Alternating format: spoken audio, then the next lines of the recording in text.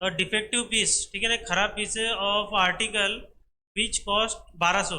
एक defective piece है, खराब है, समझ लो कोई बहुत बड़ा लैंप है, ठीक है ना, इतना बड़ा, और वो खराब है लेकिन 1200 का उसकी कीमत है। Is being sold at 15% loss. अब तुम सोच रहे होंगे यार खराब लाइट कौन 15% लॉस में, मतलब भले ही 15% लॉस में बेच रहा है, लेकिन बेच कैसे सकता है? कोई आंसर है किसी का? ऐसे लॉजिक पूछ रहा हूँ। अरे उधर कुछ नहीं, इधर देखो। है, 15% के लॉस में बेच रहा है ना एक खराब पीस को, तो वो कैसे का बेच सकता है? कौन खरीदेगा? कौन खरीदेगा? क्या नहीं, वो देखो उसको फिर से चालू किया जा सकता है, देखो 15% देना बहुत कम है, उसको मतलब चालू किया, एक पार्ट चेंज करके उसको चालू किया जा सकता है फिर से। ये मेरा लॉजिक है, ठीक है। तो if the price is further reduced by 5%, उसका प्राइस देखो पहले क्या बोला उसने, 15% लॉस में बेच दिया, इफेक्टिव पीस है, और उसके बाद में उसका प्राइस और कम हो गया 5%, ठीक है, तो हमको सेलिंग प्राइस निकालनी है कितने बेचा उसने, ठीक है ना। तो देखो कॉस्ट प्राइस हमारी क्या थी, 1200 थी, तो उसमें क्या हुआ 5%, 5% क्या हुआ, ये देखो ये जो ये 15% जो बेच के ये वाली कॉस्ट प्राइस नहीं, ये मेन पहली कॉस्ट प्राइस की बात कर रहा है 1200 की, तो 1200 के लिए ही बोल रहा है कि 5% उसमें प्राइस क्या हो गया, रिड्यूस हो गया, तो 5% को हम इंटू कर देंगे तो 60 रुपीज़ आएगा, और फिर 60 को इसमें माइनस कर देंगे, तो 1140 रुपीज़, है ना। 1200 का 5% होता है 1140 रुपीज़, ठीक है। तो समझ रहे हो जैकब सर, इसको 5% को इंटू करके जितना आया उसको भी उससे माइनस किया है, अगर उसका प्राइस बढ़ जाती तो प्लस कर देते हैं, ठीक है। हाँ, और जो 60 रुपीज़ को हम इसमें माइनस करेंगे ना तभी तो हमारे देखो उसका 5% 60 रुपीज़ कैसे हो सकता है, 1200 का 5% 60 रुपीज़ होगा, नहीं 5% 60 होगा, लेकिन उसको माइनस करके जो एक्यूरेट वैल्यू वो तो निकालनी पड़ेगी ना, कम हुआ है ना वो, ठीक है। हाँ, तो जो हमारा कॉस्ट प्राइस है अभी क्या है, जो कॉस्ट प्राइस है अभी करंट वाली कम हो गया 1140, उसको हम क्या पकड़ेंगे 100%, ठीक है ना, वो क्या है 100% वैल्यू है, और उसके हिसाब से जो अभी नई सेलिंग प्राइस है 15% लॉस हो गया, लॉस हो गया ना, लॉस हो गया, तो 15% का अगर हमको 100% में जोड़ना है तो नहीं इसमें, तो हमको क्या करना पड़ेगा 100 - 15 है ना, तो 85% आ जाएगा, और जो एक्चुअल सेलिंग प्राइस है वो नहीं है पता हमको, तो अब निकल सकती है ना, परसेंट का वैल्यू है और सेलिंग प्राइस से यहाँ से ये वैल्यू आ गई।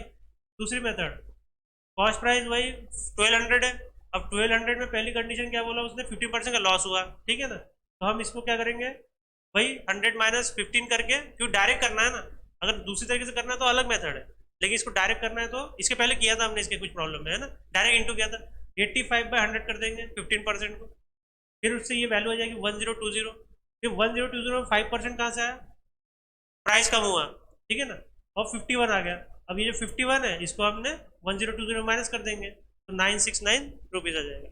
लेकिन देखो ये जो 85% अपॉन 100 है, 15% कभी अपन करते क्या, 15% को डायरेक्ट लॉस को डायरेक्ट सीपी से इंटू करते क्या, नहीं ना, तो इसलिए 85/100 किया है, ताकि हम वैसा कर सके और 1020 ला जाए। क्या बोल रहे थे सर? हाँ, तो हमने उसका 5% निकाल लिया, लेकिन 5% नहीं पूछा है ना, कम कम करने का बोल रहा है, तो फिर उसको हमने माइनस कर दिया उसमें 1200,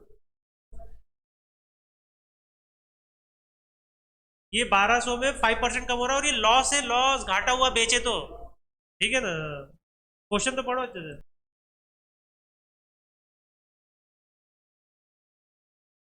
मैन सोल्ड 18 पॉट्स, पॉट्स मतलब कॉट, कॉट्स है, वो बोलते हैं कॉट सिस्टम, सुना है कॉट सिस्टम, मिलिट्री में तो बहुत सुना है मैंने कॉट सिस्टम। हाँ वही है, और क्या है, मतलब वो जो ऐसे किराए पे देते हैं या वो अपन हॉस्टल में जाते हैं तो कॉट सिस्टम रहता है कि एक रूम में 4 कॉट, वही है ना। मैन सोल्ड 18 कॉट्स फॉर 16,800, ठीक है, gaining thereby the cost price of 3 cost, ठीक है ना, गेनिंग, गेनिंग मतलब उसको फायदा हो रहा है, नहीं नहीं फायदा हो रहा है बड़ा ना। फायदा हो रहा है thereby the cost price of the 3 cost, 3 cost पे ज्यादा फायदा हो रहा है उसको, ठीक है। The cot price of a cot is, ठीक है ना, हाँ हाँ हाँ हाँ, number of cots for CP, cost price के लिए बोल रहा है ना, तो 18 प्लस 3, 18 प्लस 3 अगर बढ़ा देगा तो उसको फायदा होगा, 18 में और 3 बढ़ा देगा तो फायदा होगा बोल रहा है, ठीक है। तो यहाँ पे कितना हो गया 21 है, और टोटल अपने को पता है कि 18 कितनी है 1680, ठीक है ना। इसी में बढ़ा देगा तो टोटल कितना है 16800 है, उसी में अगर वो 3 बढ़ा देगा उसी प्राइस के लिए बढ़ा देगा तो कितना हो जाएगा उसका फायदा होगा। तो उसने यहाँ पे 21 उसको डिवाइड कर दिया इसके लिए, पूरी कीमत है और जितनी क्वांटिटी है, तो 800 रुपये एक इसकी आ गई, ठीक है ना।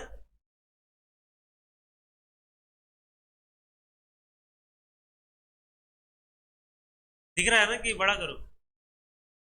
A chair is bought for 650 rupees and sold at a 8%, ठीक है ना।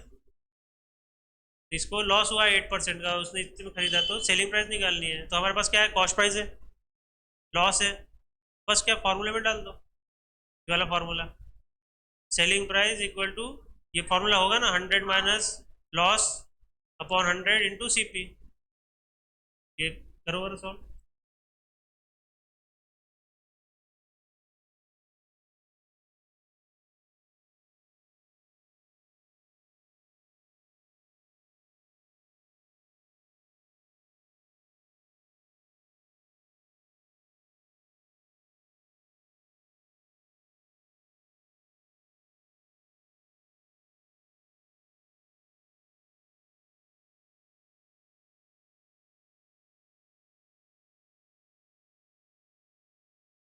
ऐसा क्वेश्चन हुआ है,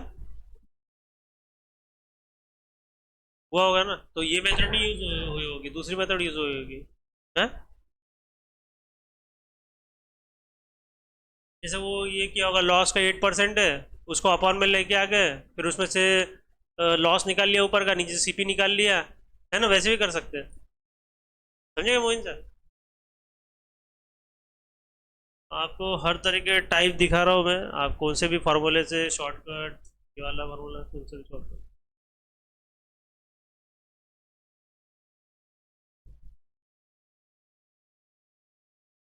अब ये जितने भी क्वेश्चन आएंगे ना, अभी प्रिंटेड वाले, ये सब हो चुके हैं पक्का, 38 क्वेश्चन में नहीं का हो चुके हैं, लेकिन वो अलग मेथड से, ये अलग मेथड से।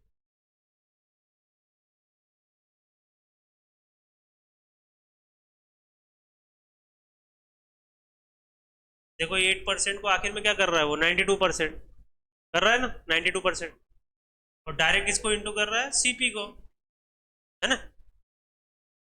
कुछ भी नहीं, वो क्या है असल में, ये 100 माइनस लॉस परसेंट, मतलब असल में क्या है 92% है वो, इंटू डायरेक्ट कर रहा है 650 से इंटू सेलिंग प्राइस का फॉर्मूला। अभी तक जो हम कर रहे थे शॉर्टकट वही है।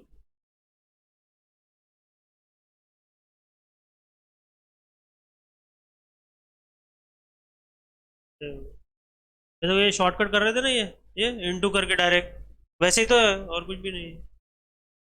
ये देखो डायरेक्ट सेलिंग प्राइस आ रही है, देखो CP, ये देखो यहाँ पे डायरेक्ट सेलिंग प्राइस आ रही है 1020, बस उसमें माइनस करके ला।